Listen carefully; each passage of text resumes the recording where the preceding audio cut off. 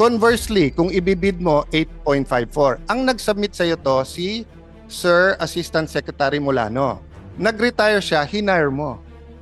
For 1 month. So kung wala kang believe sa kanya at hinire mo, nire-recommend nga niya na i-ano mo, i-negotiate mo, yan ang amount.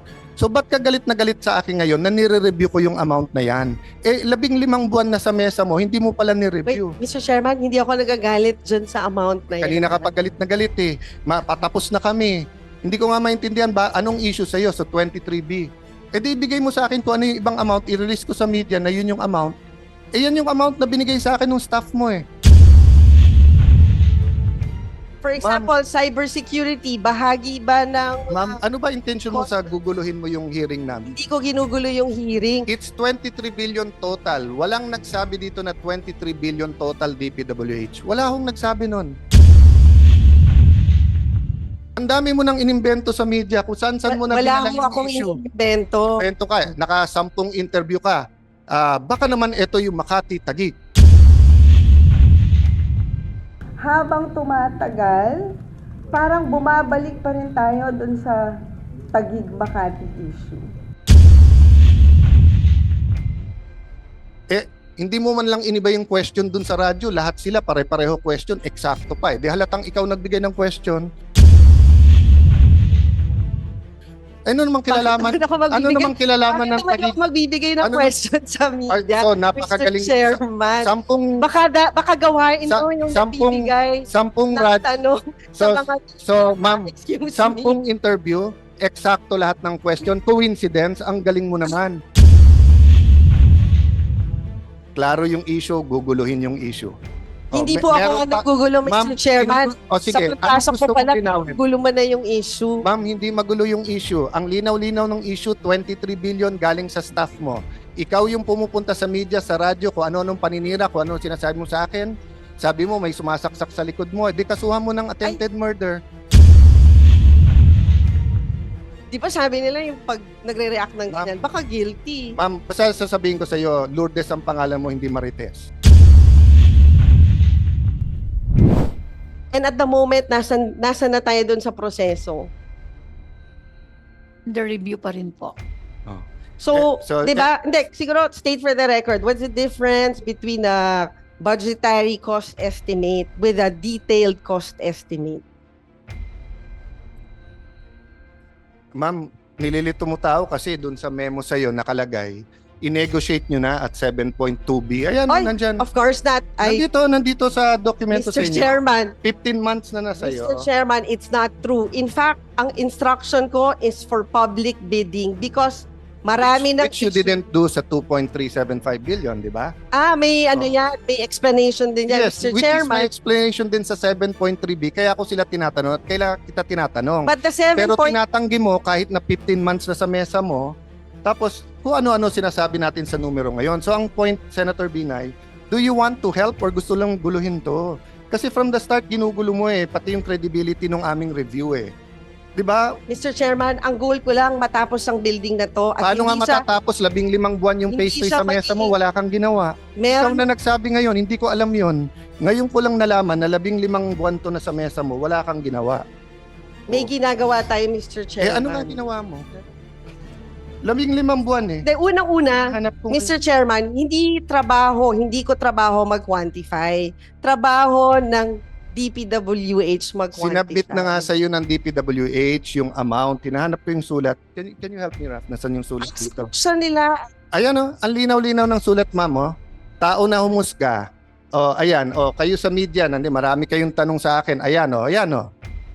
Honorable Senator Maria Lourdes Nancy S. Binay, March 20, 2023, forwarded for your information reference WTC package above project 7.359 billion, which was on the memo I gave Senator Escudero. Ayan. Based on the persistent approved RDAED. So, ma'am, yung sinasabi mong wala siyang basis, based na siya sa RDAED. And approved DAED plans and covers remaining WTC of the NSBP, except electronics auxiliary work. Costing is based on similar items in phase 1 and 2. Siguro, Mr. contract. Chairman, tanungin. Hindi. Sandali lang. Let me finish kasi importante ito eh. Oh, ano nakalagay dyan? The estimated cost was based on the costing of existing contracts on the assumption it will be awarded through another negotiated contract with the same contractor similar to the successful negotiation of phase 2 contract with the presumption that all conditions and ganyan. Oh. Conversely, kung ibibid mo 8.54, ang nag-submit sa iyo to si Sir Assistant Secretary Molano. Nag-retire siya, hinire mo. For 1 month. So kung wala kang believe sa kanya at hinire mo, nire-recommend nga niya na i-ano mo i-negotiate mo yan ang amount. So ba't ka galit na galit sa akin ngayon na nire-review ko yung amount na yan? 15 buwan na sa mesa mo, hindi mo pala Wait, ni-review. Mr. Chairman, hindi ako nagagalit dyan sa amount na yan. Kanina ka pa galit na galit eh. Patapos na kami. Hindi ko nga maintindihan ba anong issue sa'yo sa 23B. Di ibigay mo sa akin kung ano yung ibang amount, i-release ko sa media na yun yung amount. Yan yung amount na binigay sa akin ng staff mo eh. Kasi di ba ang pinag-uusapan ngayon is magkano ba yung cost of construction of the building? Hindi, ang pinag-uusapan total cost ng buong building. Wala namang bumibili ng bahay na hinahati-hati yung cost.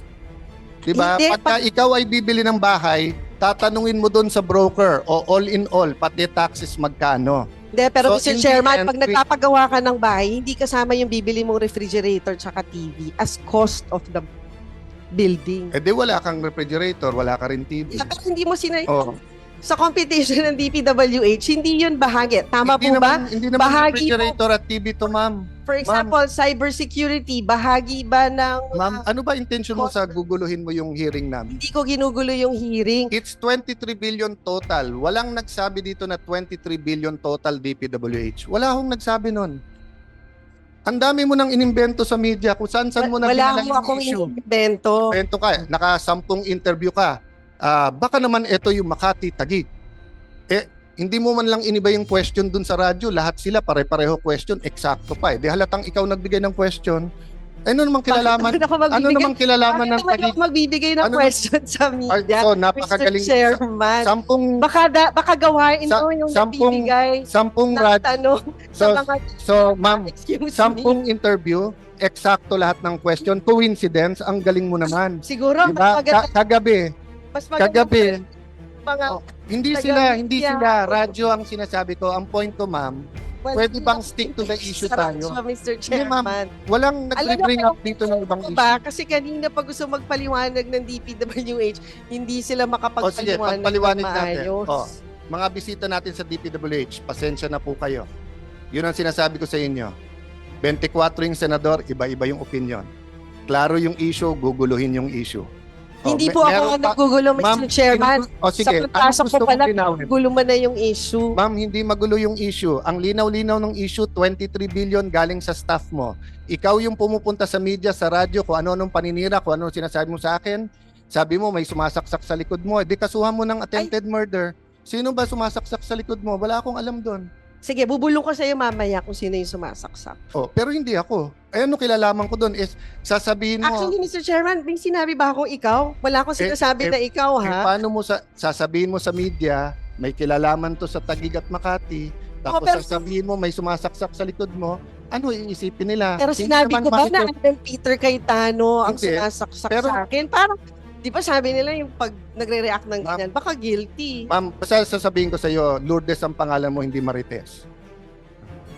Kaya ayusin natin to, nakakahiya na. Hindi po tayo marites, Mr. Kaya nga Chairman. 23 billion. So anong gusto mong linawin diyan? Ipasok natin sa record. Anong gusto mong linawin? Sa DPWH, based on their records, magkano ba yung amount sa kanila? Ito nga ma'am, pinapakita ko na sa iyo ma'am. Ayan, nasa mic kanila. Is that 21. Is that 23 billion? It's 21.7330. But is that 23 billion? If you add the land.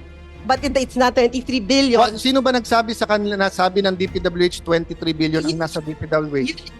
Siguro balikan natin yung mga transcripts ng mga interview nyo din. Ma'am, wala akong interview. Yung sinasabi na Ma'am, 23 billion. Ma'am, wala po akong Ay, interview. Tanungin mo po media, galit na sa akin yung mga yan. Tingnan mo si Selly, ni hindi ako nakapagbati ng birthday, ni hindi ko binubuksan yung text niya kasi sabi ko sa kanila, pasensya na po kayo, gusto ko maging fair. Wala akong kakausapin, wala akong interviewin. Ninong ko si Ninong Noli De Castro. tumatawag sa akin, hindi ako nagpa-interview. Marami akong kaibigan sa media, hindi ako nagpa-interview, di ba? Oh. So ano yung transcript na sinasabi mo? So, di, kung babalikan natin yon, Mr. Chairman, saan galing yung 23 billion? Galing yun sa memo na Hindi, binigay ko sino kay nag-announce sa Senator. media ng 23 billion? Galing yan sa SCT. Hindi, ang staff tanong mo. ko, sinong nag-announce sa media ng 23 billion? Sinong nag-announce, Mr. Ma'am, Chairman? Ang It's not sinasabi you. mo, So, sino nag-announce? si Senator Escudero, Oh, yun. and then So, announce ng amount ng 23 sabi billion. mo kasi pa-interview kami pa-interview kayo ng kayo. Si Senator, Mr. Chairman, na merong nag-announce ng amount na 23 billion. And- nandito and inaamin mo ba ngayon, ma'am na dati mong staff ang SCT at sila nag-submit ng 23B? Hindi mo Sila natin- po nag-submit ng Hindi- SCT. Di ba kayo na rin nagsabi na DPWH muna yung resource person Yes, ngayon. at wala naman nagsabi na So- ginugulo mo nga ma'am eh. So, tinatanong ko, Ma'am, sa records po ng DPWH, lumalabas ba yung 23 billion? Yun lang naman Ah, yung Mr. Chairman na tinatanong ko. sinagot na kita ma'am. Lumalabas Oh, but- 21.73 Yeah, pero so pag that is not 23 billion, Mr. Chairman. Oh. Do your math. 21 is not 23. hindi ma'am, ulitin natin yung Chairman, video. Parang by 21 at 23? So for the No, record, for the No, record, for the record. same as 20. for the record, it's 23 billion with the land. No, for the for the record, rec- it's let- 21. Ma'am, It's the same as No, 20. let me finish para to satisfy you, okay? Let me clarify. Wala namang pupuntahan na yung pabalik-balik. Let me clarify, ha? Tinanong ko sa SCT, mag-submit kayo sa akin ng mga total. Ang sinubmit 23B. Kasama yung land. Sinubmit ko to kay Senator. Yeah, pero- Ma'am, let Sandali. me finish para tapos Sige, na to. Mr. Pagkatapos Chairman. ako. Pag Kasi- natapos, tapos na to, ma'am. Sige. Huwag mo nang guluhin. Ginugulo, Mr. Chairman. Ginugulo mo kasi malinaw na. No, Mr. Chairman. Malinaw ma'am, malinaw. Ito, sinabi mo kanina, ang hearing na to ay Ma'am. para sa DPWH. Ma'am, babalik, So, tinatanong natin, as per records of DPWH, ma'am, babalik tayo. ano ba yung 23 billion? Well, the chair Nahis- is making a statement. Will you allow the chair to make a statement? Okay, I'm sorry, Mr. Chairman. So, after the SCT submitted the 23B, we got their preliminary insights. Galing sa kanila yon. Sinubmit ko ngayon kay Senator Escudero. In his words, na OA siya sa 23B, he gave a speech. Based on the speech, you said saan galing ang 23B, si Yusek Sadain at si Ma'am Soledad nagpa-interview. Ang sabi nila, it's para hindi ako magkamali, ano yung lumabas kanina dyan? They said it was 5.7B. So if you add it all up, it's like